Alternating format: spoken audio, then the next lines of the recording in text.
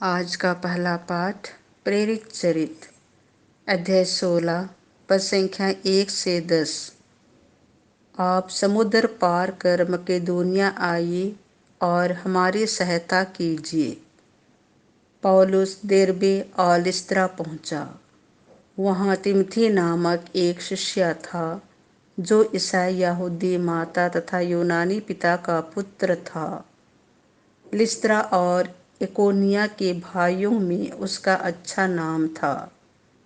पौलुस चाहता था कि वह यात्रा में उसका साथी बने।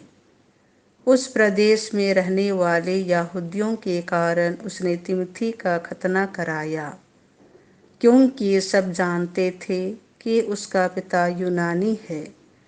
वे नगर नगर जाकर यरूशलेम में प्रेरितों तथा पुरोहितों द्वारा किए हुए निर्णय सुनाते तथा उनके पालन का आदेश देते थे।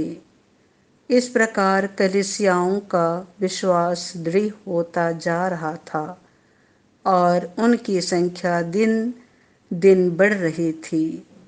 जब पवित्र आत्मा ने उन्हें एशिया में वचन का प्रचार करने से मना किया तो उन्होंने फ्रीजिया तथा गलातिया का दौरा किया।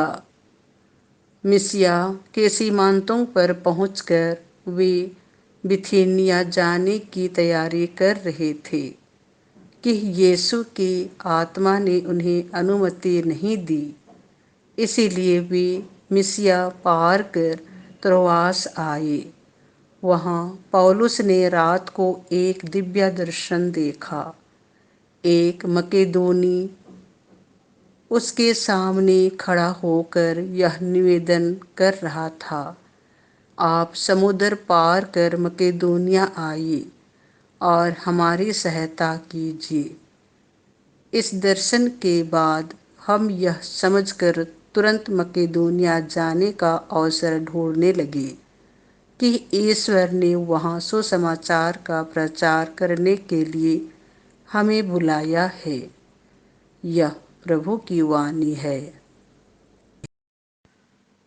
संत योहन के अनुसार पवित्र सुसमाचार अध्याय 15 पद संख्या 18 से 21। तुम संसार के नहीं हो, क्योंकि मैंने तुम्हें संसार में से चुन लिया है। यीशु ने अपने शिष्यों से यह कहा, यदि संसार तुम लोगों से बैर करे तो याद रखो कि तुमसे पहले उसने मुझसे बैर किया।